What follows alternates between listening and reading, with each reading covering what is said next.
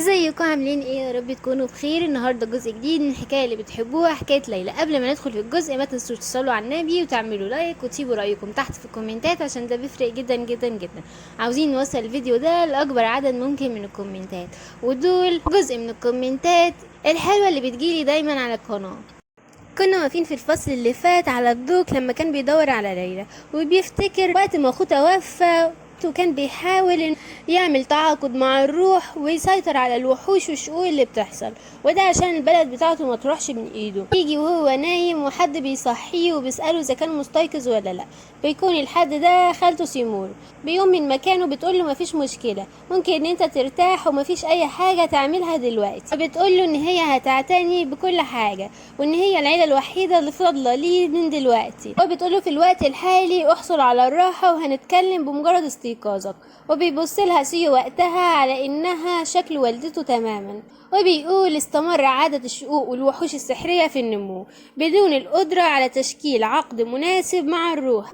واستمر الموضوع بالمعدل ده هتسقط عائلة فالنتينو تماما. مع الحاجة الملحة للدعم من الأسر الأخرى، كان الخيار الأفضل هو الجواز من منزل عائلة إيفريت، حتى لو كان منزل إيفريت في مركز القوى المعارضة لمنزل فالنتينو. وبيقول ده بيتعلق بحياة الناس في المنطقة، والشرف والكبرياء مش مهمين في الحالة دي. وبالفعل بيفتكر اليوم اللي شاف فيه ليلى. وبيقول شعر فضي وعيون باللون الأزرق، هي ليلى إيفريت. وبيقول في لحظة حسيت بالوحدة اللي في عينيها زي ما هي في عينيها تماما. وبيفتكر وقت ما قال لها بتحس بالبرد ولا لأ، واعطاها المعطف بتاعه. وبيقول أنا فكرت إن هو ممكن إن احنا بنتشارك في شيء مماثل. وبيفتكر كيفن لما شافه بيقول له ازيك من جديد، ايه اللي حصل، وبيسأله عن مكان معطفه. بيقول له ان هو فقده. بيكون سيو تفكيره وقتها ان ربما بس ممكن ان هو يتفق هو وليلى بغض النظر عن الاختلاف بين عيلتهم.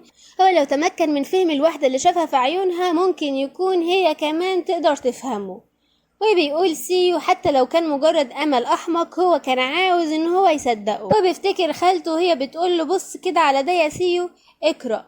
بتقول له انا كنت عارفة ان فيه خطأ حصل لما قرروا الزواج من عيلتنا. وبتقول له هنا وهي بتعيط عيلة إيفريت قتلوا أخوك.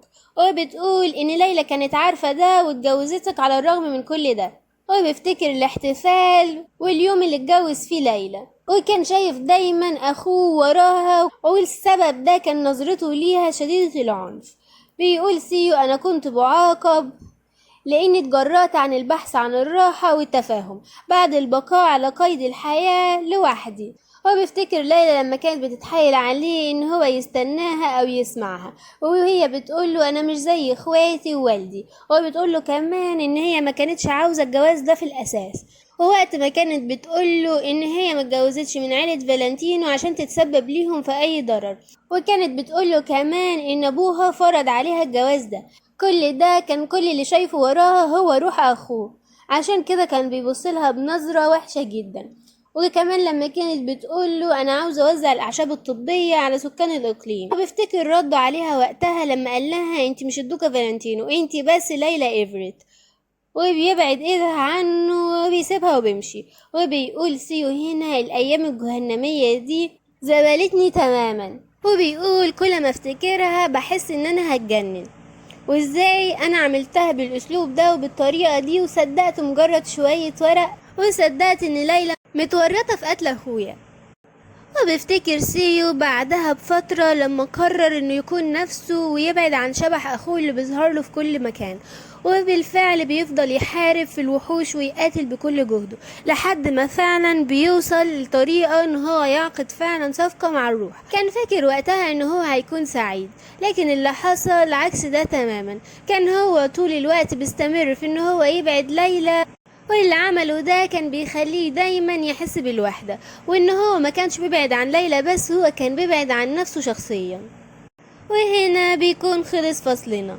يا ترى الفصل الجاي هيلاقي ليلى بقى ولا هيعمل ايه؟ عشان بأمانة انا زهقت برضو، مش عارفة فقرة الذكريات دي هتفضل لحد الفصل الكام. المهم فانزاتي الحلوين، اذا حبيتوا الفيديو ما تنسوش تعملوا لايك واشتراك في القناة، سيبوا رأيكم في كومنت عشان ده بيفرق جدا جدا جدا. عاوزين نوصل الفيديو ده لأكبر عدد ممكن من الكومنتات. الى اللقاء في الفصل القادم.